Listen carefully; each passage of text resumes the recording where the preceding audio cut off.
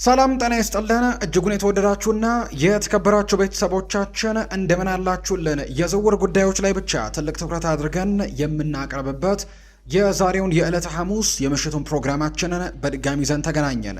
እያደመጣችሁን እየተከታተላችሁን ስለሆነ እጅግ ከልብ አድርገን እናመሰግናለን። በዛሬው ፕሮግራማችን እንደተለመደው የተለያዩ የዝውውር ጉዳዮችን እናነሳለን። በተለይ የክረምቱ የተጫዋቾች የዝውውር መስኮት ላይ በጣም በርከት ያሉ ክለቦች ለሚቀጥለው የውድድር ዓመት በትልቁ እየተዘጋጁ ይገኛሉና በዚህ የዝውውር መስኮት ሊፈጸሙ ስለሚችሉ ዝውውሮችም በስፋት የምናነሳ ነው የሚሆነው። ዛሬ ሶስት ርዕሰ ጉዳዮችን እናነሳለን። በተለይ ከቼልሲ ጋር የተያዙ ሰፊ የዝውውር ጉዳዮችን እናነሳለን። በዚህ የክረምት የተጫዋቾች የዝውውር መስኮት ቼልሲ ከብዛት ጥራት ላይ ያመዘነ ይመስላል። ምክንያቱም በርከት ያሉ ተጫዋቾችን ከማስፈረም ይልቅ በዚህ የዝውውር መስኮት ጥራት ያላቸው 3 እና 4 ተጫዋቾችን ለማስፈረም እንቅስቃሴ የሚያደርጉበት የዝውውር መስኮት እንደሆነ የሚያሳዩ መረጃዎችን ነው በትልቁ እየተመለከትን የምንገኘው። በተለይ አሰልጣኝ ቻቪ አሎንሶ በዚህ የክረምት ተጫዋቾች የዝውውር መስኮት የሚፈልጓቸውን ተጫዋቾች አሁን ላይ እየለዩ ይገኛሉ። ከነዚህ መካከል አንደኛው ሰሞኑን ወደ ሪያል ማድሪድ ማምራቱ የተረጋገጠው የማርኮ ኮሬያን እንግዲህ ተተኪ መፈለግን በትልቁ ስራቸው ላይ እንዳደረጉት የሚያሳዩ ነገሮች ያሉ። ያንን ቦታ በትክክል ማን ይተካላቸው የሚለውን ጉዳይ ደግሞ በስፋት እንመለከታለን። እርግጥ ነው ከቼልሲ ጋር በተያያዘ በጣም በርከት ያሉ ስሞችን እየሰማን ነው። እነ ሉዊስ ሆለን፣ እነ ማርኮ ፓይስትራን ጭምር ስማቸውን ሰምተናል። ነገር ግን አሰልጣኙ በተለይ አሰልጣኝ ቻቪ አሎንሶ አንድ ቦታ ላይ ብቻ ማገልገል የሚችልን አይነት ተጫዋች ማስፈረም እንደማይፈልጉና 2-3 ቦታዎችን እየተቀያየረ መጫወት የሚችል ቨርሳታይል የምንለው አይነት ባህሪ ያለው ተጫዋችን የማስፈረም ፍላጎት እንዳላቸው ነው የሚነገረው። ለዚህ ደግሞ እንደ ምርጫነት የያዙት በስትራስቡርግ የሚጫወተው አርጀንቲናዊው ቫለንቲን ባርኮ ነው። ይህ ተጫዋች በአማካይ ስፍራ ላይ በርካቶቻችን ብናውቀውም በቀኝ ፉልባክና በግራ ፉልባክም የመጫወት በጣም በትልቁ ልምድ እንዳለው በስትራስቡርግ ቤት በፈረንሳይ ሊግ በሚያሳያቸው እንቅስቃሴዎች ላይ መመልከት ይቻላልና በተለይ ሻቪ አሎንሶ የዚህ ተጫዋች አድናቂ እንደሆነ የሚያሳዩ ነገሮች ያሉ እሱን የምንመለከተው ይሆናል ከቼልሲ ቤት ጋር አያይዘን። ከዛ ውጭ ግን ምናልባት በቼልሲ ቤት ሌላኛው ሊፈርም ይችላል ተብሎ የሚታሰበው ሞርጋን ሮጀርስ ነው።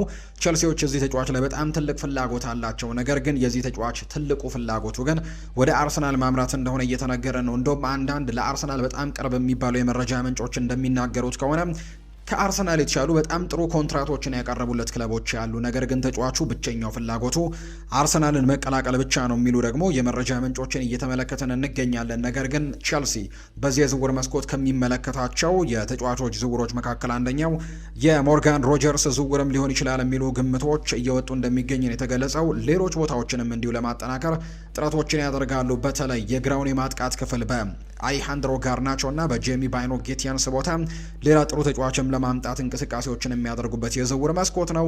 ከዛ ውጪ በአጥቂ መስመር ላይም እንዲሁ ተጫዋቾችን ያመጣሉ ተብሎ ይታሰባል። በተለይ የሊያም ዴላፕ ያልሰራ ዝውውርን እሱን ለመተካት ፍላጎቱ አላቸው። ኒኮላ ጃክሰን እንኳን በግራው የማጥቃት ክፍልም በፊት የ9 ቁጥር ቦታ ላይ የመሰለፍ የተለያየ ባህሪያቶች መኖሩን ተከትሎ በቻቪ አሎንሶ እድል ሊሰጠው እንደሚችል፣ በተለይ ይሄ ፕሪሲዝን ደግሞ በጥሩ መልኩ ራሱን ማሳየት የሚችል ከሆነ በቼልሲ ቤት ሊቀጥል የሚችልበት እድል ያገኛል ተብሎ ይታሰባል። የሊያም ዴላፕ ግን ከዛ በተቃራኒ ነው። ምናልባት ከቼልሲ ጋር የሚለያይበት የዝውውር መስኮት እንደሆነ በርካቶች እየገመቱ ነው። በርከት ያሉ የእንግሊዝ ፕሪሚየር ሊግ ላይ የሚሳተፉ ክለቦችም የዚህ ተጫዋች ፈላጊዎች እንደሆኑ እየተነገረ ነው። ምናልባት ወደ ፉልሃም ሊያመራ የሚችልበትም እድሉ አለ የሚሉ መረጃዎች ያሉ። ምክንያቱም ፉልሃም የቀድሞውን ሊያም ዴላፕ አሰልጣኝ የነበረውን ኬረን ማኪናን ለመቅጠር በጣም ከጫፍ መድረሱን ተከትሎ ያ አሰልጣኝ መልሶ ይህንን ተጫዋች የማግኘት ፍላጎቶች ያሉ የሚሉ ዘገባዎች ያሉ። ከዛ ውጭ ደግሞ ወደ ኤቨርተንም ሊያመራ የሚችልበት እድሉ አለው ተብሏል። ከቼልሲ ጋር ሊለያዩ የሚችሉ ተጫዋቾችም ስም ዝርዝራቸው ሊስት እየተደረገ ነው። በዛሬው ፕሮግራማችን ከቼልሲ ጋር ከምናነሳቸው መረጃዎች ጋር አያይዘን እነዚህን ጉዳዮች የምንመለከት ነው የሚሆነው። ከዛ ውጭ ግን ማንቸስተር ዩናይትድ ቤትና አርሰናል ቤትም እንዲሁ የምንመለከታቸው የዝውውር ጉዳዮች አሉ። ለምሳሌ ያክል በማንቸስተር ዩናይትድ ቤት በትልቁ የሉዊስ ሃል ጉዳይ በትልቁ እየተነሳ ነው። ስሙ ከማንቸስተር ዩናይትድ ጋር በትልቁ እየተነሳ እንደሆነ ይታወቃል። ሰሞኑ ኒውካስል ዩናይትድ በዚህ ተጫዋች ቦታ ላይ ተጫዋቾችን ለማስፈረም ወይም የሉዊስ ሆል ተተኪዎችን ለማስፈረም እንቅስቃሴዎችን እያደረገ ነው። በተለይ ኒውካስል ዩናይትድ አሁን ከወደ ጣሊያን ሴሪኤም ባርቴስ ሳጊ የተባለ ተጫዋችን ለማስፈረም ለሉዊስ ሆል ተተኪ እንዲሆን እቅድ እንዳላቸው እየተነገረ ነው። ሉዊስ ሆልም ከአሰልጣኙ ኤዲ ሃው ጋር ጥሩ የሚባል ግንኙነት የለውም ተብሎ ይታሰባል። ስለዚህ ከክለቡ መልቀቅ የተሻለው አማራጭ ነው ብለው በርካቶች ያምናሉ። ማንቸስተር ዩናይትድ ደግሞ አሁን ላይ በግራው ክፍል ላይ አንድ አማራጭን እንደያዙ ይነገራል። በተለይ ሉክ ሾው በግራ ተከላካይነቱ ስፍራ ላይ አለ። ማቴዎስ ኩኛህ ደግሞ በግራው የማጥቃት ክፍል ላይ እንዳለ ይታወቃል። ፓትሪክ ዶርጉ ደግሞ ለሁለቱም አማራጭ ነው ተብሎ ይታሰባል። ምናልባት ማንቸስተር ዩናይትድ የግራ ተከላካይ ክፍል ተጫዋች ከሆነ የሚያስፈርሙት እንግዲህ ፓትሪክ ዶርጉ ለማቴዎስ ኩኛ አጋዥ ተጫዋች ሆኖ እንዲቀርብ ያደርጉታል። ከዛ ውጭ ግን ምናልባት ሰሞኑን ከሴሜርቪል ጋርም ስማቸውን እየሰማን ስለሆነ በማቴዎስ ኩኛ ቦታ ደግሞ ይህንን ተጫዋች ማስፈረም የሚችሉ ከሆነ ፓትሪክ ዶርጉ ሉክ ሾውን በማገዝ የግራ ተከላካይ ቦታ ላይ ሊሰለፍ የሚችልበትም እድሉ እንዳለው ይነገራል። ስለዚህ ሁለቱንም ቦታዎች ላይ እቅዶች ይዘዋል ማንቸስተር ዩናይትዶች። ከሁለቱ ቦታዎች አንዱ ላይ ተጫዋቾችን ያስፈርማሉ። ፓትሪክ ዶርጉ ደግሞ ተጫዋች ያልፈረመበት ቦታ ላይ እገዛዎችን እንዲያደርግ ይደረጋል ተብሎ ነው የሚታሰበው። ነገር ግን ለፓትሪክ ዶርጉ በጣም ቅርብ የሚባሉ የቅርብ ዘመዶቹና ጓደኞቹ እንደሚናገሩት ከሆነ ግን ፓትሪክ ዶርጉ የተሻለ እንቅስቃሴን የሚያደርገው ከመከላከሉ ይልቅ ወደ ማጥቃቱ ዝም ብሎ ሲጫወት እንደሆነ ይሰማዋል ተጫዋቹ የሚል መረጃ አለ። እንግዲህ ወደ ማጥቃቱ አዘንብሎ መጫወትን ይመርጣል የሚሉ መረጃዎች ናቸው ያሉት። ዩናይትድ ግን ከሉዊስ ሆልም ጋር በትልቁ ስሙ እየተነሳ ነው። እነዚህን መረጃዎች ደግሞ በስፋት ጠቅለል አድርገን ወደ እናንተ እናደርሳለን። ከዛ ውጪ የማንቸስተር ዩናይትድ የአማካይ ስፍራ ጉዳዮችስ ምን እየተከናወኑ ነው የሚለውንም እንዲሁ በስፋት የምናነሳ ነው የሚሆነው። ከአርሰናል ጋርም በርከት ያሉ ጉዳዮች ይነሳሉ። አርሰናል ቤት በዝውውር ጉዳዮች ላይ እነ ሞርጋን ሮጀርስ እንዲሁ ብራድሌይ ባርኮላን ጨምሮ እነ ክሪስቶስ ዞሊስም ጭምር በትልቁ ስማቸው ይነሳል። የሚለቁ ተጫዋቾችንም በስፋት ባለፉት ፕሮግራሞቻችን ላይ አንስተናል። እነ ማርቲኔሊ እነ ትሮሳርድን ጨምሮ ሌሎች በርከት ያሉ ተጫዋቾች ስማቸው እየተነሳ ነው ከመልቀቅ ጋር። ነገር ግን አንድ ተጫዋች በአርሰናል ቤት ውስጥ ውዝግቦችን እንደፈጠረ የሚያሳዩ ነገሮች አሉ። ይለቃል አይለቅም የሚሉ ሁለት መከፋፈሎች እንደፈጠረ ይነገራል። ይሄ ተጫዋች ግማሾቹ የአርሰናል ሰዎች ለዚህ ተጫዋች በጣም ተስማሚ ዋጋ ከቀረበ ቢሸጥ የተሻለ ነው ባይ ናቸው። በርካቶች ወይም በዚህ በአርሰናል ስብስብ ውስጥ ያሉ አመራሮች መካከል ክፍፍልን ተፈጥሯል። ግማሾቹ ይሄ ተጫዋች ጥሩ ገንዘብ ከቀረበልን ብንሸጠው የተሻለ ነው የሚሉ አሉ። ከዛ ውጭ ግን ለቡድኑ በጣም ጠቃሚ ተጫዋች ነውና በዚህ ቡድን ውስጥ ቢቀጥል የተሻለ ነው የሚሉም ደግሞ ግሩፖች እንዳሉ የሚያሳዩ ነገሮች ያሉና ይሄኛው የአርሰናል ተጫዋች ኖርዌያዊው የአርሰናል ካፕቴን የሆነው ማርቲን ኦዴጋርድ ነው። ማርቲን ኦዴጋርድን በተመለከተ በአርሰናል ሰዎች ዘንድ ያልኳቸው አይነት ክፍፍሎች ተፈጥረዋል። ተጫዋቹ መልቀቅ አለበት ወይም ደግሞ ጥሩ ገንዘቦች ከመጡልን መሸጥ የተሻለ አማራጭ ነው የሚሉ ግሩፖች አሉ። ከዛ ውጪ እንዳይሸጥም የሚሉ ደግሞ ሀሳቦች እየተነሱ ይገኛሉ። በአጠቃላይ ከዚህ ተጫዋች ጋር የተያዙ ጉዳዮችም እናነሳለን። ባለፉት ጥቂት ጊዜያት የተጫዋች ከመልቀቅ ጋር የተያዙ መረጃዎችን እየሰማንበት እንገኛለን። ስለዚህ የዚህ ተጫዋች የመቆየትና ያለመቆየት ጉዳይ አሁን ላይ ምንም የተረጋገጠ ነገር እንደሌለው የሚያሳዩ መረጃዎችን ነው እየተመለከትን የምንገኘውና የማርቲን ኦዴጋርድን ጉዳይንም በስፋት የምናነሳ ነው የሚሆነው። ከዛ ውጭ ግን የመጨረሻ ርዕሳችን እናድርገውና የዓለም ዋንጫን ጉዳይ እንመለከታለን። ትናንትና የተደረጉ ፖርቱጋል ከዲሞክራቲክ ሪፐብሊክ ኦፍ ኮንጎ፣ እንግሊዝ ከክሮኤሽያ፣ ጋና ከፓናማ ጨምሮ የተደረጉ ጨዋታዎችን ኡዝቤኪስታን እና ኮሎምቢያም እንዲሁ ያደረጉት ጨዋታን ከተመለከተን በኋላ የመጀመሪያው ዙር ጨዋታዎች ተደርገው ተጠናቋል። ወይም የሁሉም ምድብ ላይ 12 ምድቦች ናቸው ያሉት። 12ቱም ምድቦች ላይ የመጀመሪያ የምድብ ጨዋታዎች ተደርገው ተጠናቀዋል። በመጀመሪያዎቹ የምድብ ጨዋታዎች ላይ ምን አይነት ነገሮችን ተመለከትን? የትኛው ተጫዋችስ አውትሻይን አደረገ? በመጀመሪያው የምድብ ጨዋታ የትኞቹ ተጫዋቾች በጣም ጥሩ ነገሮችን አሳዩ? የሚሉትን ጉዳዮችን በስፋት እንመለከታለን። እርግጥ ነው ትልልቅ የሚባሉ ቡድኖች ስሩ ቶርናመንቶች ላይ በጣም ጥሩ ነገሮችን ማሳየት ይችላሉ፣ ወይም ደግሞ ከጌም ወደ ጌም በደንብ እየተሻሻሉ መጥተው እንግዲህ ዋንጫውን ሲያሸንፉ የምናስታውሳቸው ብሔራዊ ቡድኖች አሉ።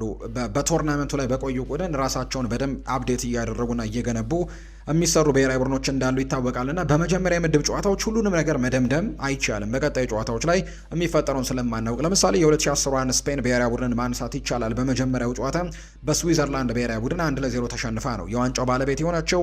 የ2022 የኳታር የዓለም ዋንጫ ላይም አርጀንቲናን ማስታወስ እንችላለን። በሳዑዲ አረቢያ 2-1 በሆነ ውጤት ተሸንፋ ነበር በመጀመሪያው የምድብ ጨዋታ። ነገር ግን ሁለቱም ሻምፒዮን የሆኑ ብሔራዊ ቡድኖች እንደነበሩ እናስታውሳለንና እንግዲህ እነዚህ አይነት ጉዳዮችን በተመለከትንበት እንግዲህ የዓለም ዋንጫዎች ላይ በአንደኛው የምድብ ጨዋታዎች ላይ ሁሉንም ነገር ደምደም አድርጎ መናገር ባይቻልም በመጀመሪያው የምድብ ጨዋታዎች ላይ ግን የታዘብናቸውን አንዳንድ ጉዳዮች ወደ እናንተ የምናደርስ ይሆናል። እያደመጣችሁን ስለሆነ ከልብ አድርገን እናመሰግናለን። ሰሞኑን በነበሩን ፕሮግራሞች ላይ በርከት ያላችሁ ቤተሰቦቻችን ሀሳብ አስተያየቶቻችሁን እየሰጣችሁን ትገኛላችሁ።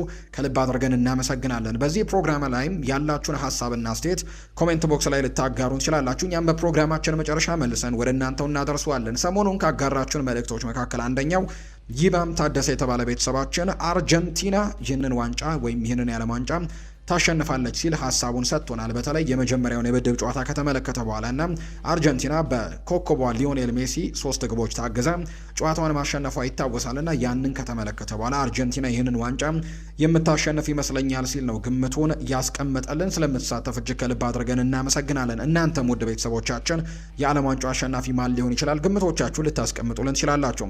ሌላኛው ብሩክ በለጠ የተባለ ቤተሰባችን ነው። በጣም ደስ የሚል አቀራረብ ነው የምታቀርበው፣ ጎበዝ በርታ፣ ከሱማሌ ነው አንተን የምከታተለ ሲል ሀሳቡን ልኮልኛል። እጅግ ከልብ አድርጌ አመሰግናለሁ።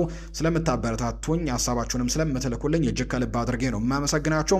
አሁንም ያላችሁን ሀሳብ አስተያየት፣ በተለይ ስምና አድራሻችሁን እየጠቀሳችሁ ለእኛ ልታጋሩን ትችላላችሁ። ውድ ቤተሰቦቻችን እነሆ የዕለተ ሐሙስ የምሽቱ የዝውውር ጉዳዮችን የምናነሳበት ፕሮግራማችን ከአሁኗ ደቂቃ ጀምሮ ጅማሮን ያደርጋል። ከእኛ ጋር አብራችሁ እንድትቆዩ በአክብሮት እንጋብዛለን። ፉአድ ባህሩ ከመላው የስቱዲዮ ባለሙያዎች ጋር በመሆን የዛሬውን የዕለተ ሐሙስ የዝውውር ፕሮግራሞቻችንን ወደ እናንተ እናደርሳለን።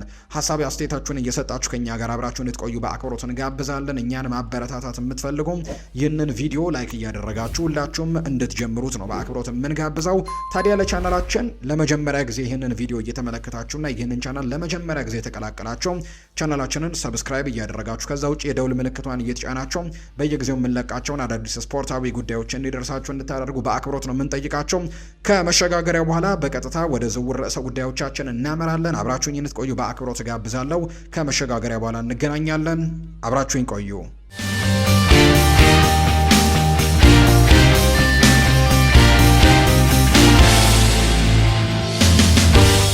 ከመሸጋገሪያ በኋላ በድጋሚ ተመልሰን ተገናኘን። በቀጥታ የዝውውር ጉዳዮቻችንን ወደ ርዕሰ ጉዳዮቻችን ነው የምናመራው። ከቼልሲ ጋር የተያዙ አንዳንድ ርዕሰ ጉዳዮችን እናንሳም። ቼልሲ በዚህ የክረምት ተጫዋቾች የዝውውር መስኮት በርከት ያሉ ዝውውሮችን ያደርጋሉ ተብለው ከሚጠበቁ ቡድኖች አይደለም። ከዚህ በፊት እንደሚያደርጉት በርከት ያሉ ቁጥሮችን ወይም በርከት ያሉ ተጫዋቾችን ወደ ቡድናቸው የሚቀላቅል አይነት ቡድን እንደነበር እናስታውሳለን። ቼልሲ ዘንድሮ ግን ከዛ ይልቅ ከቁጥሮች ላይ ይልቅ ጥራቶች ላይ በትልቁ የሚሰራበት የዝውውር መስኮት ይሆናል ተብሎ ይጠበቃል። እርግጥ ነው በአውሮፓ ውድድሮች ላይ በሚቀጥለው የውድድር ዓመት አንመለከተውም። ምናልባት ያ ደግሞ በትልቁ መሰናክል ሊሆንበት እንደሚችል በርካቶች ግምቶቻቸውን ይሰጣሉ። ትልልቅ ተጫዋቾችን ለማስፈረም ይሄኛው ነገር በጣም አንዳንድ ጊዜ መሰናክሎች ሲሆኑ እንመለከታለን። የአውሮፓ ውድድሮች ላይ አለመኖር፣ በተለይ የአውሮፓ ቻምፒየንስ ሊግ ተሳትፎን አለማግኘት አንዳንድ ክለቦች እንቅፋት ሲሆንባቸው እንመለከታለን። ነገር ግን ቸልሲ በዚህኛው የዝውውር መስኮት ባለፉት የዝውውር መስኮቶች በጣም ጥሩ ዝውውሮችን ወጣቶች ላይ ያተኮረ ዝውውሮች ቢሆኑም ግን ነገር ግን በደንብ ማድረግ የሚችሉ አይነት ዝውውሮችን ማድረጉን ተከትሎ ዘንድሮ ያንን ከፍ ማድረግ የሚችል ወይም ያንን የቼልሲ ቡድን ከፍ ማድረግ የሚችል ኳሊቲውን መጨመር የሚችል አይነት 3-4 ዝውውሮችን ለማድረግ ጥረቶችን የሚያደርግበት የዝውውር መስኮት ይሆናል ተብሎ ይጠበቃል። እርግጥ ነው ከቼልሲም ሊለያዩ የሚችሉ ተጫዋቾች እንዳሉ ሆኖ ለምሳሌ ያክል የማርኮ ኮሬያን ጉዳይ የምናስታውሰው ጉዳይ ነው። ከዚህ ከቼልሲ ስብስብ መለየቱ ይታወሳል። እርግጥ ነው መጀመሪያ ላይም ሊለቅ እንደሚችል በርካታ ፍንጮች ነበሩ። በተለይ ሁለቱ የስፔን ክለቦች ባርሴሎናና አትሌቲኮ ማድሪድ ይህንን ተጫዋች የማግኘት እድላቸው የሚያሳዩ መረጃዎች ነበሩ። ከአትሌቲኮ ማድሪድ ጋርም በጣም የላቁ ንግግሮችን እንዳደረገም ሊፈራረምም በጣም ከጫፍ ደርሶ እንደነበር የሚያሳዩ ነገሮችን ሰምተን ነበር። ኋላ ላይ ግን የሪያል ማድሪድ እና የዦዜ ሞሪኒዮ ጥያቄን ግን ወደ ኋላ ማለት እንዳልቻለና ከአትሌቲኮ ማድሪድ ጋር የደረሰውን ስምምነት ሙሉ ለሙሉ አፈርሶ ለሌላኛው የማድሪድ ከተማ ክለብ ሪያል ማድሪድ መፈረሙን እናስታውሳለን። ከቻቪ አሎንዞ ጋር በተያዘ ይሄኛውን ዝውውር አያውቀውም ወይም ደግሞ እንደሚለቅ አላወቀም ነበር የሚሉ አይነት መረጃዎች እነ ማቴዎ ሞሬቶ በጣም ታማኝ ከሚባሉ የመረጃ ምንጮች መካከል አንደኛው የሆነ የመረጃ ምንጭ ይፋ አድርጎ ነበር። ቻቪ አሎንዞ ኢቨን ይህንን ዝውውር የሰማው ከፋብሪዚዮ ሮማኖ ፖስት ነው እንጂ ቸልሲ ይህንን ነገር አላሳወቀውም ነበር የሚል አይነት መረጃዎችን አጋርቶ ነበር። ኋላ ላይ ፋብሪዚዮ ሮማኖ ትክክል አይደለም፣ ይህንን መረጃ ቀድሞ ያውቀዋል። ቻቪ አሎንዞ በዚህ ቡድን ውስጥ የሚደረጉ እያንዳንዱ የዝውውር እንቅስቃሴዎች መግባትም ሆነ መውጣት ላይ ትልቅ አስተዋጽኦች ያሉት አሰልጣኝ ነው። ስለዚህ የማርኮ ኮሬያን ጉዳይ በደንብ ያውቀዋል የሚል አይነት ሀሳብን ደግሞ ሰጥቶ የማቴዎ ሞሬቶን መረጃም አጣጥሎት እንደነበር የምናስታውሰው ነው። በአጠቃላይ ግን አሰልጣኝ ቻቪ አሎንዞ ለዚህ ቡድን የሚጠቅሙ በጣም ጥሩ ዝውውሮችን ያደርጋል ተብሎ ይታሰባል። ሁሉም ዝውውሮች ላይ ደግሞ እንደሚሳተፍ ጭምር ነው የሚታመነው። ከዛ ውጪ ከዚህ ክለብ ምናልባት ኤንዞ ፈርናንዴዝ የመልቀቅ ዕድል አሁን በጣም እየሰፋ የመጣ ይመስላል። የሪያል ማድሪድና የዚህ ተጫዋች ፍላጎት በጣም እየጨመረ ነው የመጣው። እንግዲህ 2022 የዓለም ዋንጫን ከአርጀንቲና ብሔራዊ ቡድን ጋር ካሸነፈ በኋላ ነበር ወደ ቼልሲ የመጣው። ከቤኔፊካ የረጅም ጊዜ ኮንትራቶችን ፈርሞ ነበር። በቼልሲ ባለፉት ዓመታትም ጥሩ የሚባሉ ግልጋሎቶችን ሰጥቷል። ውዝግቦች በዚህ የውድድር ዓመት ቢፈጠሩም ነገር ግን በአብዛኛው አሁን የማድሪድ ፍላጎቱ በጣም ከፍ እያለ እንደመጣና ማድሪድም እዚህ ተጫዋች ላይ ፍላጎቶችን ማሳየቱን ተከትሎ ከዛ ውጪ ማድሪድ በዚህ የክረምት የተጫዋቾች የዝውውር መስኮትም አማካይ ተጫዋችን አስፈርመው ስለሆነ እንግዲህ የዝውውር መስኮቱ ሳይጠናቀቅ በፊት አማካይ ተጫዋችን የማስፈረም ፍላጎቱ ስላላቸው ኤንዞ ፈርናንዴዝ ትልቁ እቅዳቸው ይሆናል ተብሎ ይታሰባል። መርሳት የሌለብን ግን ወደ 6 ያክል አማራጮች እንዳሏቸው የኤንዞ ፈርናንዴዝ ብቻ ሳይሆን ማቴዎስ ፈርናንዴስም ጨምሮ ሌሎችም በጣም በርከት ያሉ እጩ ውስጥ ያሉ የአማካይ ስፍራ ተጫዋቾች እንዳሉ ቢታመንም ለሪያል ማድሪድም ቀዳሚው ምርጫው ነው። እንዲሁ ደግሞ ኤንዞ ፈርናንዴዝም ወደ ሪያል ማድሪድ የማምራት ዋና ፍላጎቱ እንደሆነ ይታወቃልና ይህንን ክለብ ለቆ የመውጣት እድሉ በጣም ሰፊ ነው ተብሎ ይታሰባል። ስለዚህ እነዚህን የለቀቁ ተጫዋቾችንና የሚለቁ ተጫዋቾችንም ሌሎችም እንዲሁ በውሰት የነበሩ ተጫዋቾችም ለምሳሌ ያክል እነ አክሰል ዲሳሲ ከዛ ውጭ እነ ታይሪክ ጆርጅ፣ ዳቪድ ዳተር፣ ፎፋና የሚባሉ ተጫዋቾችም እነዚህም በውሰት እንግዲህ በሌሎች ክለቦች ሲጫወቱ ነበርና በቼልሲ ቤት በቋሚነት የመቀጠል እድል የላቸውም። በሚቀጥለው የውድድር ዓመት ክለብ ፈልገው እንዲለቁ እንደሚፈልጉ ነው የተነገረውና ቼልሲዎች በሚቀጥለው የውድድር ዓመት ከቡድናቸው ጋር የማይቀጥሉ ተጫዋቾችንም በደንብ አስበው እንዲሁ ደግሞ ቡድናቸውን ለማጠናከርም ተጫዋቾችን ለማምጣት እንቅስቃሴዎችን ይጀምራሉ ተብሎ ይታሰባል። እንዳልኳችሁ 2 ወይ 3 ወይ 4 ጥራት ያላቸው ዝውውሮችን በዚህ ስብስብ ውስጥ መጨመር ይፈልጋሉ። በተለይ አሰልጣኝ ቻቪ አሎንዞ የሚመጡት ተጫዋቾች በሙሉ 2ም ይምጣ 3ም ይምጣ 4ም ይምጣ ተጫዋች ቋሚ 11 ውስጥ ገብቶ ለቡድኑ ሌሎች ለውጦችን ማምጣት የሚችሉ ተጫዋቾችን ነው ማምጣት የሚፈልጉት። ስኳድ ዴብዙን የሚጨምሩ ሳይሆኑ ለቋሚነት መሰለፍ የሚችሉ ተጫዋቾችን ነው የማምጣት እቅዶች እንዳሏቸው የሚነገረው። ቡድኑን ለማጠናከር የሚሞክሩባቸው ቦታዎችም አሉ። አንደኛው የቻቪ አሎንዞና የቼልሲ ትልቁ እቅድ በአንድ ቦታ ላይ ብቻ ማገልገል የሚችልን ተጫዋች ለማስፈረም አይደለም። ትልቁ ጥረታቸው በአንድ ቦታ ላይ ብቻ ተወስኖ የሚጫወት ያንን ቦታ ብቻ ስፔሻላይዝድ ያደረገ ተጫዋችን ያን ያክል የማምጣት ፍላጎት የላቸውም። ይልቁንስ 2 እና 3 ቦታዎችን በደንብ መጫወት የሚችል ለምሳሌ ያክል እንግዲህ የአማካይ ስፍራ ተጫዋች ከሆነ አንዳንድ ጊዜ ደግሞ የክንፍ ላይ መጫወት የሚችል አይነት ተጫዋች እንዲሆን ይፈልጋሉ። እንደዚህ አይነት ቨርሳታይል ሚናን የሚሰጣቸውን ተጫዋች ነው ቅድሚያ የሚሰጡት ተብሎ ይታሰባል። በትልቁ ስማቸው እየተነሳ የሚገኘው ምናልባት በዚህ ዓለም ዋንጫ ላይ እንግዲህ ከታዳጊዎች በጣም አውትሻይን ያደርጋሉ ተብሎ ከሚጠበቁ ተጫዋቾች መካከል አንደኛው የሆነው ቫለንቲን ባርኮ በቼልሲ ከሚመለከቷቸው ክለቦች መካከል ከቼልሲ ከሚመለከቷቸው ተጫዋቾች መካከል አንደኛው ነው። ቼልሲ ከእህት ኩባንያ ወይም ከእህት ክለቡ ወይም ከቼልሲ አካዳሚ ይሉታል በርካቶች ስትራስቡርግን በርከት ያሉ ተጫዋቾችን ሲያመጣ እናስተውላለን። በተለይ ቼልሲ ተጫዋቾችን ሲያስፈርም በደንብ እንዲጎለብቱ ደግሞ ለዚህ የፈረንሳይ ክለብ እንደሚሰጡት ይታወቃል። የብሉኮ ክለብም እንደሆነ ይታወቃል። የቼልሲ አስተዳደር ነው ብሉኮ፣ እንዲሁ የስትራስቡርግም እንዲሁ ብሉኮ እንደሚያስተዳድራቸው ይታወቃልና በአንድ ባለቤት ስር የሚተዳደሩ ክለቦች ናቸው። እዛ የሚጫወት ተጫዋች ነው ይህ ተጫዋች ቫለንቲን ባርኮና እሱን የማስፈረም ትልቅ ፍላጎት አላቸው ይባላል። ይህ ተጫዋች በፍሬንች ሊግ 1 በስትራስቡርግ ቤት የተለያዩ ቦታዎችን በማገልገል የሚታወቅ ነው። ለምሳሌ ያክል በአብዛኛው የምናውቀው የመሃል ሜዳ ተጫዋች እንደሆነ ወይም የአማካይ ስፍራ ተጫዋች እንደሆነ በርካቶች ይናገራሉ። ነገር ግን በግራ ተከላካይነት መጫወት ካስፈለገ የሚጫወት አይነት ተጫዋች፣ በዊንግ ባክ ሚናም ማገልገል የሚቻል ከሆነም እሱንም ማገልገል የሚችል አይነት የተለያዩ ቦታዎችን አካሎ መጫወት የሚችል በጣም ተስፈኛ ተጫዋች እንደሆነ በርካቶች ያነሳሉና የቻቪ አሎንዞ ቅድሚያ የሚፈልገው ተጫዋች ቫለንቲን ባርኮ ሊሆን እንደሚችል የሚያሳዩ ነገሮችን እየሰማን እንገኛለን።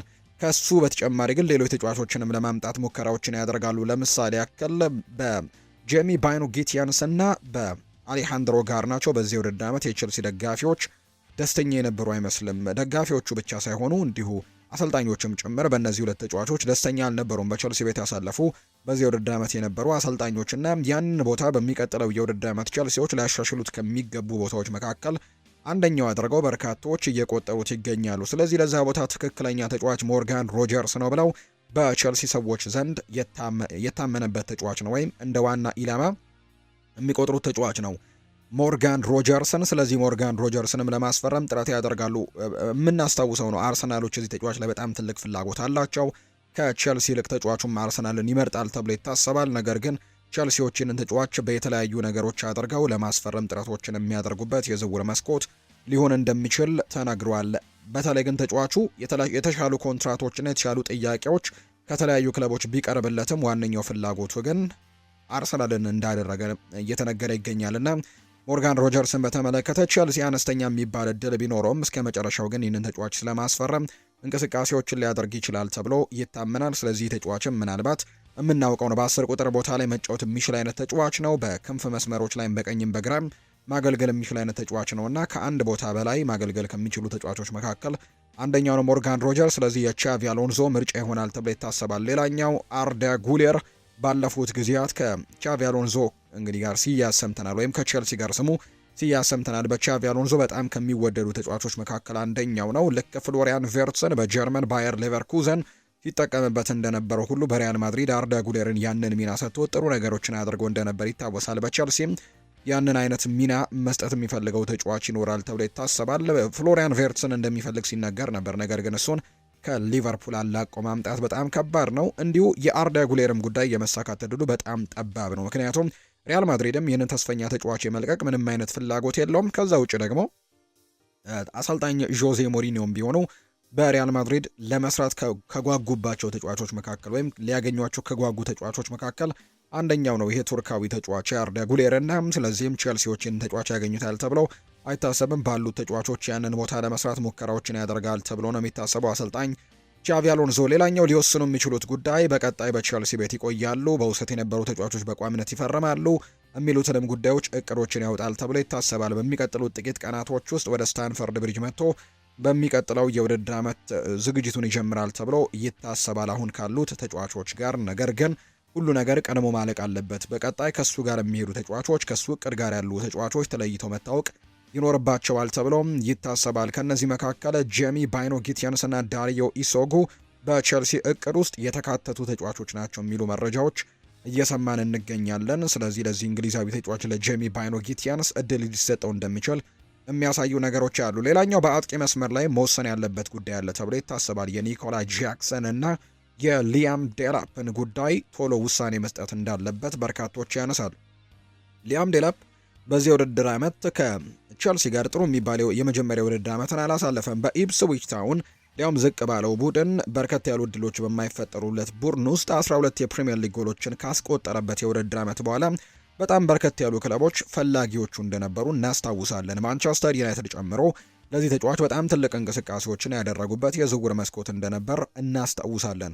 ነገር ግን ማንቸስተር ዩናይትድን እንግዲህ የአውሮፓ ቻምፒየንስ ሊግ ተሳታፊ አልነበረምና ያኔ ይህንን ተጫዋች ለማስፈረም ጥረት በሚያደርጉበት ጊዜ ያንን ጥያቄ ውድቅ አድርገው ወደ ቼልሲ መቀላቀልን ምርጫው አድርጎ እንደነበር እናስታውሳለን። ነገር ግን ወደ ቼልሲ ከመጣ በኋላም ስኬታማ ጊዜን ማሳለፍ አልቻለም ነበር። በመጀመሪያ የውድድር ዘመኑ በጣም አስቸጋሪ ጊዜያቶችን ያሳለፈው፣ ጎል እንኳን ለማስቆጠር በጣም ረጅም ጊዜያቶች ወስደውበታል። በአጠቃላይ በፕሪሚየር ሊግ የውድድር ዓመቱ አንድ ጎልን ብቻ ነው ማስቆጠር የቻለውና በዚህ በቀጣዩ የውድድር ዓመት የቻቪ አሎንዞ እቅድ ውስጥ ይኖራል ተብሎ በርካቶች የሚገምቱት አይነት ተጫዋች አይደለም። ነገር ግን በእንግሊዝ አሁንም ቢሆን በርከት ያሉ ፈላጊዎች እንዳሉት ይነገራል። ለምሳሌ ያክል ኤቨርተን፣ የዳቪድ ሞይስ ቡድን ይህንን ተጫዋች ይፈልገዋል። ኤቨርተኖች ወሳኝ የሚባል አጥቂን ማስፈረም ይፈልጋሉ፣ በደንብ ማገልገል የሚችል ምናልባት የተጫዋችም ታዳጊ ከመሆኑ ጋር ወይም ገና እድሜው ገና ከመሆኑ ጋር በተያዘ ወደፊት የማደግ አቅሞች ያሉት ተብሎ ይታመናልና ምናልባት ወደዚህ ክለብ ሄዶ ራሱን ማሳየት የሚችልበትን እድል ያገኛል ተብሎ ነው የሚጠበቀው። ከዛ ውጪ የቀድሞ አሰልጣኝ የሆኑት ኬረን ማኬና በኢፕስዊች ታውን በጣም ጥሩ ጊዜን ሲያሳልፍ የዛ ቡድን አሰልጣኝ የነበሩት ኬረን ማኬና ናቸውና አሁን ወደ ክራቨን ኮቴጅ ወደ ለንደኑ ክለብ ፉልሃም እያመሩ ይገኛሉና ምናልባትም ወደዛ ሊያመራ የሚችልበትም እድሎች እንዳሉ ይነገራል። ሌላኛው አጥቂ ኒኮላ ጃክሰን ነው። በውሰት ወደ ባየር ሚኒክ አመርቶም የሃሪኬን ተጠባባቂ ሆኖ በርከት ያሉ ጥሩ ነገሮችን ሲያሳይ ተመልክተናል። የተሰጠውን እድል በትንሹም ቢሆን ሲጠቀም ተመልክተናልና በቼልሲ ቤት እድሎች ሊሰጡት ይችላሉ ተብሎ ይታሰባል። በግራ ክንፍም ሆነ በአጥቂነት መጫወት ስለሚችልና ጥሩ ተጠባባቂ ሊሆን ስለሚችል ያንን ቦታ ሊያገለግል ይችላል ተብሎ ይታሰባል ኒኮላ ጃክሰን። ስለዚህም ከዚህ ክለብ ጋር ሊቀጥል የሚችልበት እድልና ከቻቪ አሎንዞ ጋር ሊቀጥል የሚችልበት እድሉ አለው ተብሏል። ትልቁ ውሳኔ የሚወሰነው ግን በክረምቱ በፕሪሲዝን በሚያደርጉት ቆይታ ላይ ሁሉ ነገር ሊወሰን እንደሚችል የሚያሳዩ ነገሮች ያሉ። በአጠቃላይ ቸልሲም እነዚህን ዝውውሮች ቶሎ ማድረግ ይኖርበታል፣ ያሉትንም ነገሮችም ቶሎ ማጥራት ይኖርበታል ተብሎ ይታሰባል። በዚህ የዝውውር መስኮት እንዳልኳችሁ ግን ቡድኑን በትክክል ለማስተካከል የሚሰሩበት የዝውውር መስኮት ነው። ከብዛት ይልቅ ጥራቶች ላይ ትኩረት የሚያደርጉበት የዝውውር መስኮት ይሆናል። እንግዲህ በቀጥታ ደግሞ ቡድኑ ላይ ተጽዕኖችን ማሳደር የሚችሉ ወይም ደግሞ ቡድኑ ውስጥ ገብተው ለውጦችን ማምጣት የሚችሉ ተጫዋቾች ላይ በትልቁ ትኩረት የሚያደርጉበት የዝውውር መስኮት ነው። የጠቀስኳቸውን ያክል ዝውውሮችንም ወደ 2 ወይ 3 ወይ 4 አካባቢ ዝውውሮችን በዚህ የክረምት የተጫዋቾች የዝውውር መስኮት ቼልሲ ያደርጋል ተብሎ ይታሰባል። አዲሱ አሰልጣኝ ቻቪ አሎንሶ በሚቀጥለው የውድድር ዓመት ምንም አይነት የአውሮፓ ውድድር የለባቸውም። የዶሜስቲክ ሊጎች ላይ ብቻ ነው ፉክክር የሚያደርጉት። የተወዳጁ የእንግሊዝ ፕሪሚየር ሊግ፣ ኤፍኤ ካፕ እና ካራባኦ ካፕ ላይ ውድድሮችን ያደርጋሉ። በእነዚህ ውድድሮች ላይ ጥሩ ነገሮችን ለማሳየት ጥረት ያደርጋሉ ተብሎ ይጠበቃል። እንግዲህ ረጅም እረፍት ጊዜያቶችም እንደሚኖራቸው ይታሰባል። በየሳምንቱ አጋማሽ የአውሮፓ ውድድሮችን ስለማያደርጉ የተሻለ እንቅስቃሴ የሚያሳያሉ ተብሎ ነው የሚጠበቀው። አዲሱ አሰልጣኝ ቻቪ አሎንሶ ስፔናዊ አሰልጣኝ በጀርመን ባየር ሌቨርኩዘን በሪያል ማድሪድም እንዲሁ ጥሩ ነገሮችን አሳይቶ ነበር። ምንም እንኳን ረጅም እድሎች ተሰጥተውት ጊዜዎችን ማሳለፍ ባይችልም የማሸነፍ ንጻሬው ግን ጥሩ እንደነበር እናስታውሳለን። እና በቼልሲ ምን አይነት ነገሮችን ማሳየት ይችላል የሚለው ጉዳይ ደግሞ በትልቁ በቅርቡ የምንመለከተው ይሆናል ተብሎ ይታሰባል። እናንተ ውድ ቤተሰቦቻችን የአሰልጣኝ ቻቪ አሎንሶ የመጀመሪያ ውድድር ዓመት ምን ሊመስል ይችላል? ግምቶቻችሁን ኮሜንት ቦክስ ላይ ልታጋሩን ትችላላችሁ። የማንቸስተር ዩናይትድንና የአርሰናልንም ጥቂት ጉዳዮች ወደ እናንተ እናድርስ። ደግሞ ውድ ቤተሰቦቻችን ከማንቸስተር ዩናይትድ ጋር በተያያዘ በርከት ያሉ ርዕሰ ጉዳዮች እየተነሱ ይገኛሉ። ከነዚህ መካከል ግን የግራ ፉልባኩን የተመለከቱ አንዳንድ ጉዳዮችን እናንሳላችሁ። ውድ ቤተሰቦቻችን ሉዊስ ሆል ምናልባት በቀጣይ በማንቸስተር ዩናይትድ ልንመለከተው የምንችላቸው ተጫዋቾች መካከል አንደኛው ሊሆን እንደሚችል የሚያሳዩ መረጃዎችን ነው በትልቁ እየሰማን የምንገኘው። ምክንያቱም ይሄ ተጫዋች ከኒውካስል ዩናይትድ ጋር የመለየት ፍላጎቶች እንዳሉት የሚያሳዩ መረጃዎች በትልቁ እየወጡ ነው። ከአሰልጣኝ ኤዲ ሃው ጋር የመግባባቱ ነገር በጣም ያከተመለት ጉዳይ ይመስላል። ከአሰልጣኝ ኤዲ ሃው ጋር መግባባት አልቻለም። ተደጋጋሚ ጥሎች እየተፈጠሩ ነው። በዓለም ዋንጫው ላይ እንዳይሳተፍ ካደረጉት ምክንያቶች መካከል የኒውካስል ዩናይትድ የዘንድሮ የውድድር ዓመት ጥሩ አለመሆንና የኤዲ ሃው ነገር እንደሆነ ጭምር ይሰማዋልና ስለዚህ ኒውካስል ከሁለት አንዱን መምረጥ ይኖርበታል፣ ከአሰልጣኝ ኤዲ ሃውና ከተጫዋቹ ሉዊስ ሆል። ስለዚህ ሉዊስ ሆል በዚህ ክረምት ክለቡን ለቆ የመውጣት ትልቅ ፍላጎቶች ያሉት የሚሉ መረጃዎች በትልቁ እየወጡ ነው። የአውሮፓ ቻምፒየንስ ሊግ ተሳታፊ ክለብን መቀላቀል እንደሚፈልግ የሚያሳዩ ነገሮች ያሉት። ቼልሲም የዚህ ተጫዋች ፈላጊ ነው። እርግጥ ምንም እንኳን የአውሮፓ ቻምፒየንስ ሊግ ተሳትፎ ባይኖረውም ማንቸስተር ዩናይትድ ግን በትልቁ እየተመለከቱት የሚገኘው ተጫዋች ነው። ምናልባት ማንቸስተር ዩናይትዶች ሳንድሮ ቶናሊን ከተዉበት ምክንያት አንደኛው ይሄ እንደሆነ ይነገራል። እርግጥ ነው የሳንድሮ ቶናሊ ዋጋ እጅግ በጣም ከፍተኛ እንደሆነ ይነገራል። ነገር ግን ከኒውካስል ዩናይትድ ሁለት ተጫዋቾችን በአንድ የዝውውር መስኮት ማስፈረም ደግሞ እጅግ የከፋው ሊሆንባቸው እንደሚችል ይሰማቸዋልና ሳንድሮ ቶናሊን ከኒውካስል ዩናይትድ ከማምጣት ይልቅ አሁን ላይ ሉዊስ ሆልን ከኒውካስል ዩናይትድ ለማስፈረም የሚያደርጉት ጥረት ከፍ ያለ እንደሆነ የሚያሳዩ ነገሮች ያሉት። ነገር ግን ማንቸስተር ዩናይትዶች አንድ እቅድን ይዘዋል። ያም እቅዳቸው ምንድነው? የፓትሪክ ዶርጉን ጉዳይ ነው የሚመለከቱት። ፓትሪክ ዶርጉ የመጣው ወይም ደግሞ ሲመጣም በሩበን አሞሪም ስር እንግዲህ በሩበን አሞሪም የመጀመሪያው ፈራሚ እንደነበር እናስታውሳለን። በጥር የዝውውር መስኮት ነበር የመጣው። ያኔ ከጣሊያኑ ክለብ ሲመጣም ለግራ ፉልባክነት ነበር የመጣው። በተለይ ለሉክ ሾው ተተኪ እንዲሆን ነበር ያኔ ፈርሞ የነበረውና ነገር ግን ከዛ በኋላ ግን በተወሰኑ ጊዜያቶች ላይ በተለይ አሰልጣኝ ሩበን አሞሪም ወሳኝ ተጫዋቾቹና አማድ ዲያሎና ብሪያን ኤምቤሞ በአፍሪካ ዋንጫው ምክንያት ወደ ሀገሮቻቸው ባመሩበት ጊዜ ፓትሪክ ዶርጉን ወደ ማጥቃቱ አስጠግተው ሲያጫውቱት ፍሬያማ ሆኖላቸዋል። ከዛ በኋላ ሩበን አሞሪም ቢሰናበቱም ከዛ በኋላ የመጣው ማይክል ካሪክም እዛ ቦታ ላይ ሲጠቀመው በተደጋጋሚ ጊዜ ተመልክተናልና ወደ ማጥቃቱ ጠጋ ብለው ሲጫወት ፍሬያማ ሆኗል። ስለዚህ አሁን ሁለቱም ቦታዎች ላይ እንደ አማራጭነት መጠቀም ይቻላል። እንደ ግራ ፉልባክነትም ማሰብ ይቻላል። ፓትሪክ ዶርጉም ወደፊት ጠጋ ብሎ ደግሞ በማጥቃቱ መስመር ላይ በግራ መስመር ላይ መጫወት የሚችል አይነት ተጫዋች አድርገው ይመለከቱታል። ስለዚህ ማንቸስተር ዩናይትድ አድቫንቴጅ የያዘው በዚህ ተጫዋች አማካኝነት ነው። እንደሚታወቀው በግራ ፉልባኩ ላይ አሁን ላይ ሉክ ሾው እንዳለ ይታወቃል። ከዛ ውጪ ከሱ ፊት ደግሞ ማቲዮስ ኩኛህን እንደሚጠቀሙ ይታወቃልና ሁለቱ ቦታዎች ላይ ማገልገል መቻሉ ፓትሪክ ዶርጉ አንድ ቦታ ከሁለት ወይ የማጥቃቱን ክፍል ለማጠናከር አንድ ተጫዋችን ማምጣት ያንን ደግሞ አናመጣም ካሉ ደግሞ የግራ ፉልባኩን ለማምጣት የሚሞክሩ ከሆነ ማንቸስተር ዩናይትዶች ተጠቃሚ ይሆናሉ። ከሁለት አንዱን ዝውውር ብቻ ማድረግ ነው የሚጠበቅባቸው። ለምሳሌ ያክል ከሰሜርቪል ስሙ ይነሳል ዩናይትድ። ከዛ ውጪ ደግሞ ከሉዊስ ሆልም ጋር ስሙ ይነሳል። እነዚህ ሁለት ተጫዋቾች የተለያዩ ቦታ ነው የሚጫወቱት። ሉዊስ ሆል በግራ ፉልባክነት ነው የሚጫወተው። በአንጻሩ ሴሜርቪል የክንፍ መስመር ተጫዋች እንደሆነ ይታወቃልና ሴሜርቪልን የሚያመጡ ከሆነም ለማቲዮስ ኩኛ አጋዥ ተጫዋች ይሆናል ተብሎ ይታሰባል ይህ ተጫዋች። ስለዚህ ፓትሪክ ዶርጉ ወደ ቀድሞ ሚናው ወይም ወደ ግራ ፉልባክነቱ ከሉክ ሾው ጋር የሚፎካከር ከሉክ ሾው ጋር ደግሞ ትንቅንቆችን አድርጎ ለመሰለፍ የሚጥር አይነት ተጫዋች አድርገው ይቆጥሩታል። ምናልባት ሴሜርቪል ከመጣ ሌላም ተጫዋች ቢሆን። ነገር ግን የግራ ፉልባክ ተጫዋች የሚያመጡ ከሆነ ለምሳሌ ሉዊስ ሆልን አይደል እየተመለከቱ የሚገኙት። ለምሳሌ ሉዊስ ሆልን የሚያመጡ ከሆነ ግን በዛ ቦታ ላይ ወይም በግራ ፉልባኩ ቦታ ላይ ሉዊስ ሆል እና ሉክ ሾውን ይጠቀማሉ።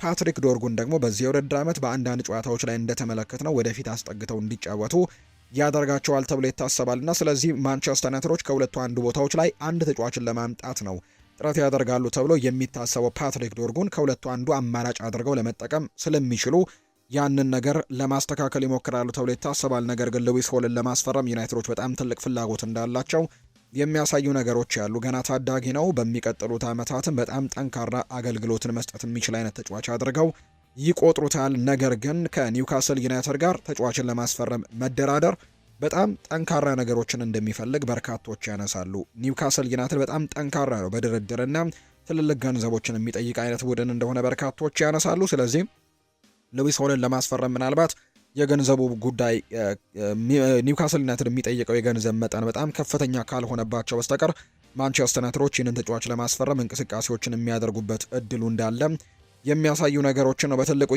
እየተመለከተን የምንገኘው። ከዛ ውጭ ግን የሴሜር ቪልንም ጉዳይ በቅርቡ እየሰማን እንገኛለን።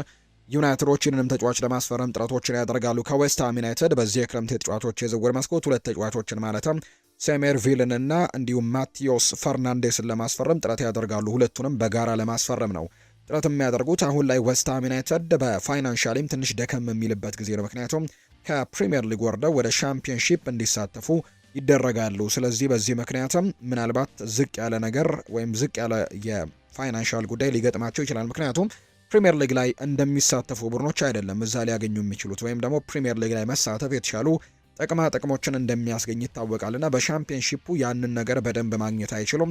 ስለዚህ ራሳቸውን ለማጠናከር ያላቸው አማራጭ በሻምፒዮንሺፑ ላይ ይመጥናሉ ተብሎ ወይም ደግሞ ፕሪሚየር ሊግ መጫወት ይችላሉ ተብሎ የሚታመኑ ተጫዋቾችን በሻምፒዮንሺፕ ይዞ ድርቅ ማለት ከባድ ነው የሚሆኑ። ለተጫዋቹም እሺ የሚለው አይነት ውሳኔ አይደለም።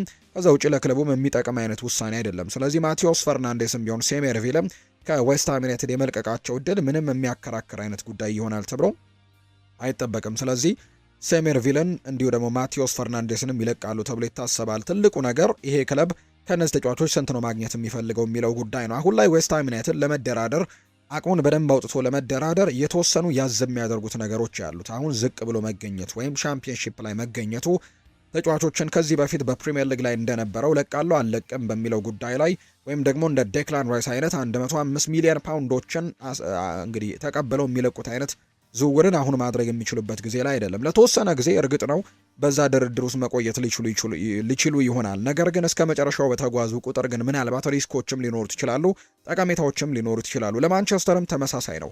እነዚህን ተጫዋቾች ለማስፈረም ጊዜያቶቹ በሄዱ ቁጥር ጥቅሞችም አሉት፣ ጉዳቶችም አሉት። ጥቅሞቹ ምንድናቸው? ሌሎች ክለቦች እነዚህ ዝውውሮች ላይ የማይገቡ ከሆነና ዌስትሃም ዩናይትድ ጊዜው በረፈደ ቁጥር የግዴታ የመሸጥ ነገሩ በጣም እየጨመረ ይመጣል። ያኔ ምናልባት የድርድሩ ላይ ማንቸስተር ዩናይትድ የበላይነትን ሊወስድ ይችላል። ነገር ግን የዝውውር ጊዜያቶቹ እየገፉ በመጡ ቁጥር ግን የእነዚህ ተጫዋቾችን የሚፈልጉ ክለቦች ቁጥር እየጨመረ መምጣቱ ዋጋውን ይበልጥ እንዲወደድ ያደርገዋል። ዌስትሃም ዩናይትድም በነበረበት አቋም ላይ እንዲጸና ያደርገዋል። ለማንቸስተር ዩናይትድም በጣም ከባባድ ስራዎችን እንዲሰራ ያደርገዋል እንጂ ሌላ የሚጠቅመው ምንም አይነት ጥቅም እንደሌለ ነው በርካቶች የሚያነሱ። ስለዚህ ማንቸስተር ዩናይትድ ከነዚህ ተጫዋቾች ጋር በተያያዘ ውሳኔዎቹን በቶሎ ያሳውቃል ተብሎ እንደሚታሰብ ነው የመረጃ ምንጮቹ እየገለጹ የሚገኙት። ነገር ግን ዩናይትዶች አሁንም በአቋማቸው እንደጸኑ ነው። ዌስትሃም ዩናይትድ እነዚህን ዝውውሮች ወዶ ሳይሆን በግዱ ይለቃል። ስለዚህም ዋጋዎችንም ቀንሰን መደራደር እንሞክራለን የሚሉ አይነት ሀሳቦች ያሏቸው። ነገር ግን በእኔ አስተያየት ግን እነዚህ ተጫዋቾችን ለመልቀቃውን ዌስትሃም ዩናይትድ ዋጋን ይቀንሳል ብሎ መጠበቅ በጣም ከባድ ሊሆን እንደሚችል ነው የተነገረው። እንደውም ዘግየት የሚሉ ከሆነ በዚህ ዝውውር ላይ ሌሎች ትልልቅ የሚባሉ ክለቦች አሉ፣ እነ ሪያል ማድሪድ፣ ሌሎችም ክለቦች እነዚህ ተጫዋቾችን ለማስፈረም ጥረቶችን ስለሚያደርጉ ምናልባት ያ ነገር አስቸጋሪ ሊያደርግባቸው እንደሚችል ነው በርካቶች እየተስማሙበት የሚገኘው ጉዳይ።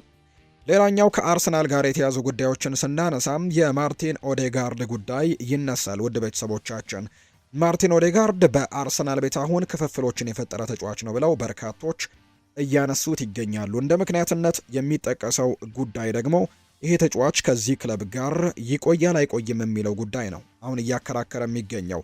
አንዳንድ ጭምጭምታዎችን ሰምተን ነበር በውድድሩ አጋማሽ ላይም ጭምር ከአርሰናል ጋር ምናልባት በክረምቱ ሊለያይ ይችላል የሚሉ ጉዳዮች በትልቁ ሲነሱ እንደነበር እናስታውሳለን። ነገር ግን ያን ያክል ጠንከር ብለው የወጡ ውይይቶች አልነበሩም። አሁን ላይ ግን አንዳንድ ለአርሰናል ቅርብ ነን ብለው የሚያስቡ የመረጃ ምንጮች ግን እንደሚናገሩት ከሆነ ግን በአርሰናል ቤት ውስጥ ክፍፍል ተፈጥሯል። አንዳንድ የአርሰናል አመራሮች ይሄ ተጫዋች በቡድን ውስጥ መቆየት የለበትም ወይም መቀጠል የለበትም የሚል አቋም አላቸው የሚል አይነት ሀሳቦች እየተነሱ ነው። ተጫዋቹ ቢለቅ የተሻለ ነው ወይም ጥሩ ገንዘብ ከቀረበልን የምንሸጥበት ትክክለኛው ሰዓት ነው ብለው የሚያምኑ የአርሰናል የበላይ አመራሮች እንዳሉ ይነገራል። ከዛ በተቃራኒ ደግሞ ቡድኑ ተጫዋቹ ለቡድናችን በጣም ወሳኝ ከሚባሉ ተጫዋቾች መካከል አንደኛው ነውና በቡድናችን ማቆየት የተሻለ ነው የሚሉ አይነት አንጃዎችም እንዳሉ የሚያሳዩ ክርክሮች ያሉ። ከዓለም ዋንጫው በኋላ ሁሉ ነገር መፍትሄ ያገኛል ተብሎ ይታሰባል። የስፔኑ ክለብ ባርሰሎና የዚህ ተጫዋች ፈላጊ እንደሆነ በትልቁ ይነገራል። በቀጣይ ማርቲን ኦዴጋርድ ውሳኔውን የሚያሳውቃል ተብሎ ይታሰባል። በአርሰናል የመቆየት እድሉ ግን ሰፋ ያለ ይመስላል። አርሰናሎች በዚህ የክረምት የተጫዋቾች የዝውውር መስኮት ይለቋቸዋል ተብለው ከሚጠበቁ ስም ዝርዝሮችም መካከል የዚህ ተጫዋች ስም በአብዛኛው የለም።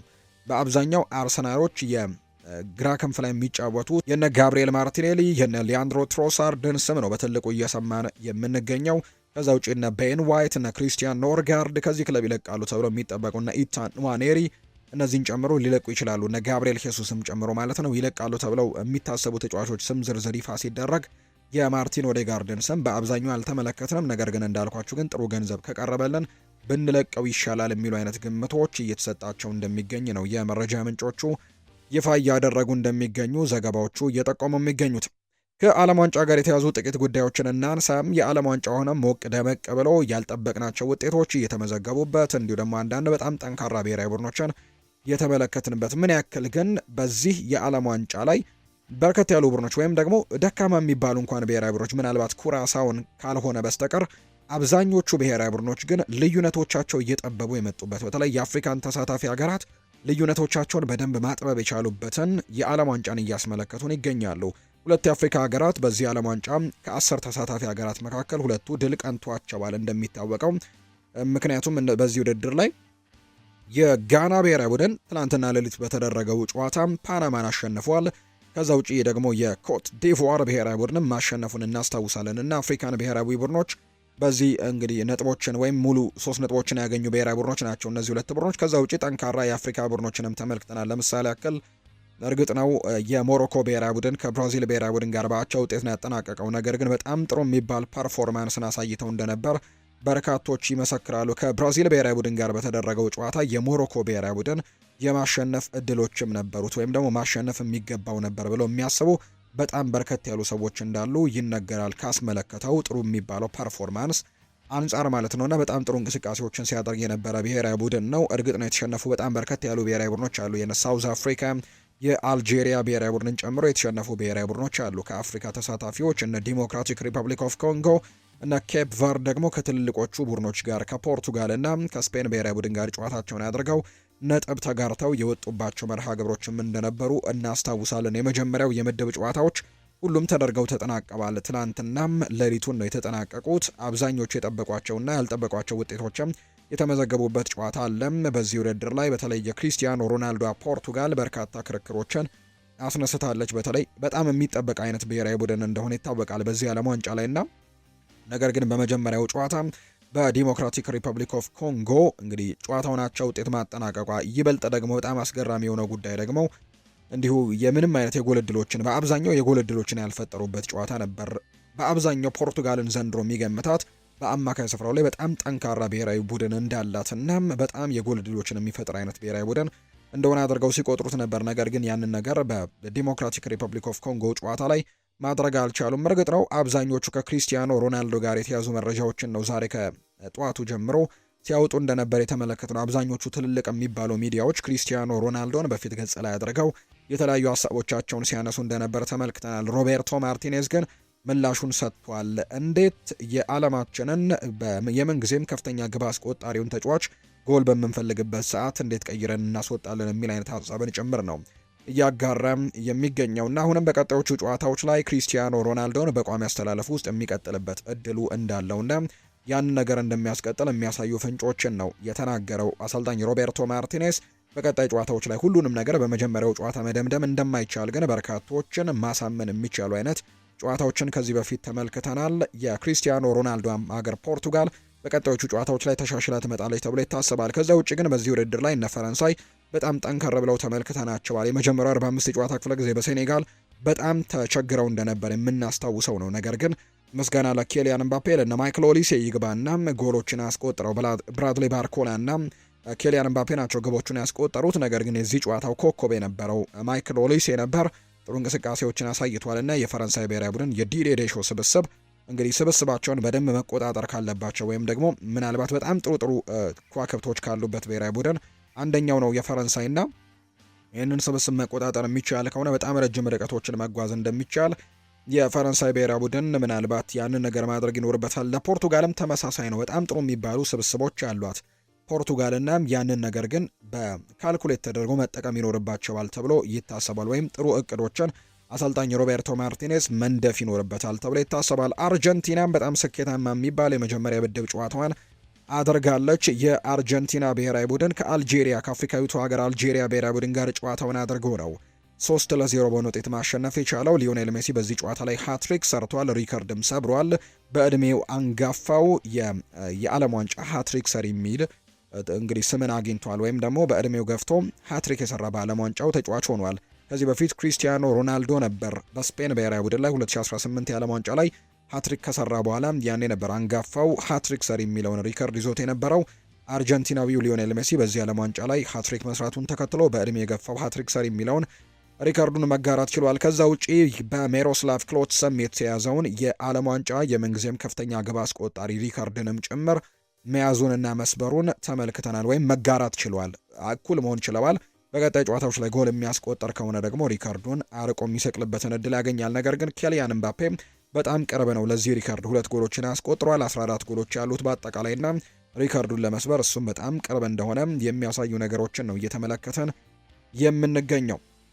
በአጠቃላይ በመጀመሪያዎቹ የምድብ ጨዋታዎች ስፔንም እንዲሁ ያልተጠበቀ አይነት ያቸው ውጤትን ያስመዘገበችው በተለይ ከኬፕ ቨርድ ከአፍሪካዊቷ ተወካይ በዚህ ዓለም ዋንጫ ላይ የመጀመሪያ ተሳትፏን ካደረገች ብሔራዊ ቡድን ጋር ነበር ጨዋታቸውን ያደረጉትና በዛ ጨዋታ ላይ ምንም አይነት ጎል ማስቆጠር አልቻለም የስፔን ብሔራዊ ቡድን። እርግጥ ነው በጣም በርከት ያሉ የጎል ሙከራዎችን አድርገው ነበር፣ ነገር ግን ሳይሳካላቸው እንደቀረ ነው የተመለከትነው። አብዛኞቹ ቡድኖች አሁንም ቢሆን መሻሻል የሚችሉ ቡድኖች እንደሆኑ ይሰማቸዋል በርከት ያሉ ተንታኞች። በቀጣዮቹ ጨዋታዎች ላይ እነዚህ ብሔራዊ ቡድኖች በደንብ ተሻሽለው ይመጣሉ የሚል አይነት ሀሳብ እንዳላቸው ጭምር ነው እየተገለጸ የሚገኘው። በአጠቃላይ በመጀመሪያው የምድብ ጨዋታዎች ወይም የመጀመሪያ የምድብ ጨዋታዎች በሁሉም ምድቦች ተደርገው ተጠናቀዋል። አውሮፓ በዚህ ውድድር ላይ 16 ቡድኖችን ነው ያሳተፈችው። 7ቱ ብቻ ናቸው ድል የቀናቸው። 9 ቡድኖች ድል አልቀናቸውም። ከነዚህ መካከል ስኮትላንድ፣ ጀርመን እንዲሁ ስኮትላንድ ሃይቲ ነው፣ ጀርመን ኩራሳውን አሸንፋለች። ስዊድን እንዲሁ ቱኒሲያን ማሸነፍ የቻለችበት ጨዋታ እንደነበረ እናስታውሳለን። የኖርዌይ ብሔራዊ ቡድንም እንዲሁ የኢራቅ ብሔራዊ ቡድን ማሸነፍ ችሏል። ፈረንሳይም እንዲሁ በመጀመሪያ ጨዋታዋ ሴኔጋልን ያሸነፈችው፣ ኦስትሪያም እንዲሁ አሸንፋለች። የእንግሊዝ ብሔራዊ ቡድን ደግሞ ትናንትና ምሽት ላይ የተደረገ ጨዋታ ነው ክሮኤሽያን እንዲሁ ማሸነፏ ይታወሳል። ከዛ ውጪ ፖርቱጋል፣ ስፔን፣ ቤልጂየም፣ ኔዘርላንድስ፣ ስዊዘርላንድ እና ቦስኒያ ደግሞ በአቻ ውጤት ያጠናቀቁ ቡድኖች ናቸው። ከአውሮፓ ቼክ ሪፐብሊክ፣ ቱርክ እና ክሮኤሽያ ደግሞ በመጀመሪያው የምድብ ጨዋታቸው ከአውሮፓ ተሳትፎ ያደረጉ ቡድኖች ሽንፈት የገጠማቸው ቡድኖች እንደሆኑ ይፋ የተደረገው። ሁለተኛ የምድብ ጨዋታዎች ዛሬ እንግዲህ ጅማሯቸውን አድርገዋል። እኛ ስቱዲዮ ባለንበት ሰዓት ቀደም ብሎ የተደረገ ጨዋታ አለ። ቼክ ሪፐብሊክ እና ሳውዝ አፍሪካ ያደረጉት ጨዋታ አለ። ከዚህ በኋላ ደግሞ እንዲሁ ስዊዘርላንድና ቦስኒያ የሚያደርጉት ጨዋታ አለ። ሌሊት 7 ሰዓት ላይ ዛሬ ካናዳና ካታር ጨዋታቸውን ያደርጋሉ። እንዲሁ ሌላኛው አዘጋጅ ሀገር የሆነችው ሜክሲኮ ከሳውዝ ኮሪያ ጋር የሚያደርጉት ጨዋታ ደግሞ ሌሊት 10 ሰዓት ላይ የሚደረግ ጨዋታ ነው። እንዲሁ ነገ ጨዋታዎችም ቀጥለው ይደረጋሉ። ከሚጠበቁት መካከልም ሞሮኮና ስኮትላንድ የሚያደርጉት ነገ ሌሊት 7 ሰዓት የሚደረግ ነው። ብራዚልና ሃይቲ ደግሞ ነገ ሌሊት 9 ሰዓት ከ30 እንዲሁ ጨዋታቸውን ያደርጋሉ። ከዛ ውጪ ሌላኛው የሚጠበቁት ጨዋታዎች ስፔንና ሳዑዲ አረቢያ እሁድ ነው ጨዋታቸውን የሚያደርጉት። ምሽት 1 ሰዓት ላይ የሚደረግ መርሃ ግብር ነው። ቤልጅየም እዛው ምሽት ላይ 4 ሰዓት ላይ ጨዋታዋን የምታደርግ ይሆናል። አርጀንቲና ሰኞ ዕለት ትጫወታለች ከኦስትሪያ ጋር። ምሽት 2 ሰዓት ላይ የምታደርገው ጨዋታ ነው ያለው። ሌሊት 6 ሰዓት ደግሞ ፈረንሳይና ኢራቅ እንዲሁ ጨዋታቸውን ያደርጋሉ። እዛን ቀን ሰኞ ዕለት ደግሞ እዛው ቀን ማለት ነው ኖርዌይና ሴኔጋል ሌሊት ላይ ጨዋታቸውን ያደርጋሉ። ፖርቱጋል ቀጣይ ጨዋታዋን ምሽት 2 ሰዓት ሲል ማክሰኞ ዕለት ከኡዝቤኪስታን ብሔራዊ ቡድን ጋር ታደርጋለች። እንግሊዝና ጋና ደግሞ ማክሰኞ ምሽት 5 ሰዓት ላይ ጨዋታቸውን እንደሚያደርጉ ነው የወጣላቸው መርሃ ግብር የሚያሳየው። ከዓለም ዋንጫ ጋር በተያያዘ ምን አይነት ነገሮችን ታዘባችሁ? የእናንተን ሀሳብ አስተያየት ውድ ቤተሰቦቻችን ልታጋሩን ትችላላችሁ። የተወደዳችሁና የተከበራችሁ ቤተሰቦቻችን ለዛሬ የዝውውር ጉዳዮችንና ጥቂት የዓለም ዋንጫ መረጃዎችን ያካፈልንበት የዛሬ ፕሮግራማችን ይህንን ይመስል ነበር። ቆይታችሁን ከኛ ጋር ስላደረጋችሁ ከልብ አድርገን እናመሰግናችኋለን። ሀሳብ አስተያየቶቻችሁን ለእኛ እየሰጣችሁ ከእኛ ጋር ለነበራችሁ በሙሉ ላቅ ያለ ምስጋኔን ለእናንተ ማቅረብ ወዳለሁ። ፏድ ባሩ ፕሮግራሙን እየመራው ከእናንተ ጋር ቆይታን አድርጌያለሁ። በቀጣይ ፕሮግራሞቻችን ሌሎች ርዕሰ ጉዳዮችን፣ ሌሎች አዳዲስ መረጃዎችን አካተን በድጋሚ ተመልሰን የምንገናኝ ይሆናል። ለዛሬ ግን ስላደመጣችሁን ከልብ አድርጌ አመሰገንኳችሁ። መልካም ጊዜ፣ መልካም ምሽት እንዲሆንላችሁም ነው በአክብሮት የምመኘው። እንዳይረሳም ይህንን ቪዲዮ ላይክ እያደረጋችሁ እንግዲህ ከኛ ጋር ስለነበራችሁ አመሰግናለሁ። ነገር ግን ለቻናላችን አዲስ ከሆናችሁ ግን ሰብስክራይብ ማድረጋችሁን እንዳትረሱ። በቀጣይ ፕሮግራሞቻችን መልሰን እንገናኛለን። መልካም ምሽት።